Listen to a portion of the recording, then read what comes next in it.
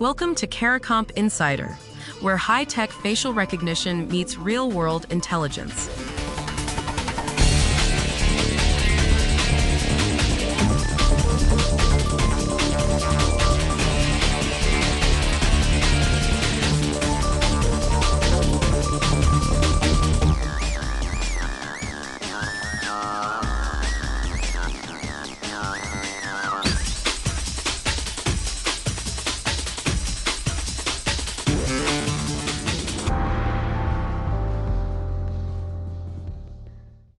Your child's face can't be reset like a password.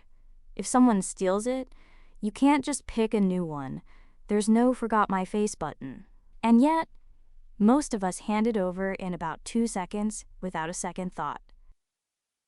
If you've ever scanned your kid into a theme park, an airport line, or an app that asks to verify their age, this already touches your family. And honestly, if that makes you a little uneasy, good.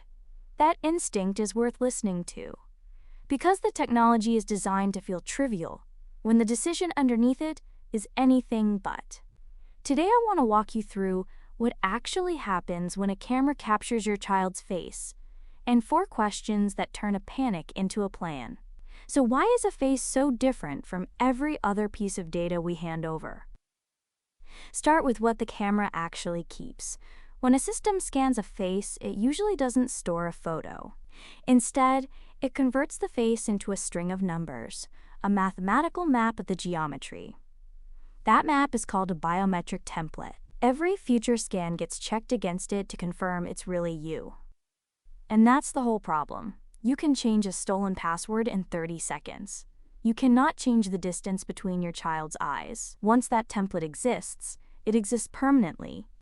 Compare it to the tools you already control.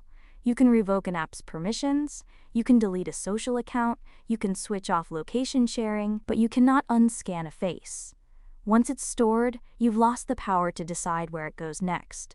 For an investigator, that's a chain of custody nightmare. For a parent, it's simpler and heavier. You gave up something you can never get back. Now, where does that map actually live? And for how long? Some places do this well. Certain airports delete a passenger's facial data 24 hours after the flight leaves. Clear rule, clear deletion.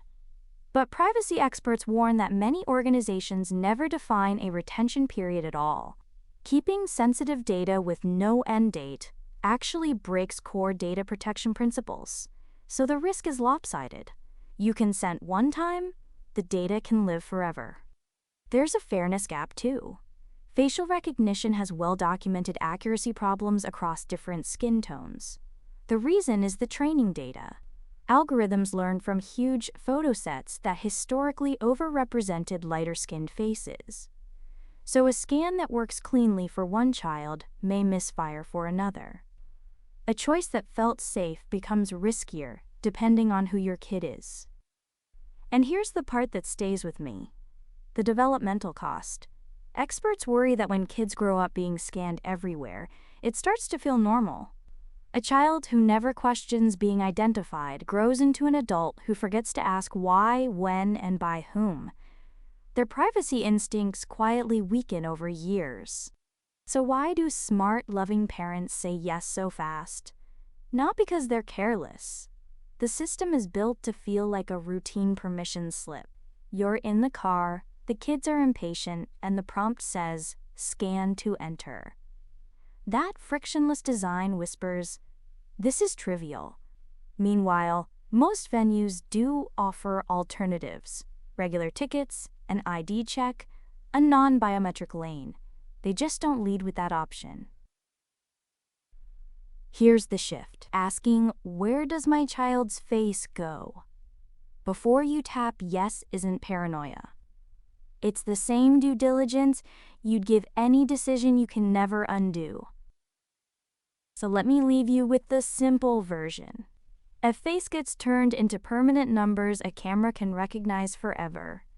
Unlike a password, you can never change it or take it back.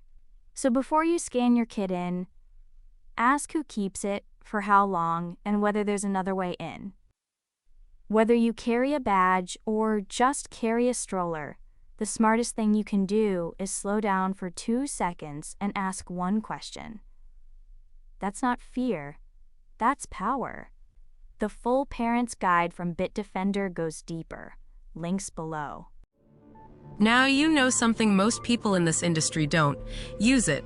And when you're ready to put it to work, Caracomp.com. We'll see you tomorrow.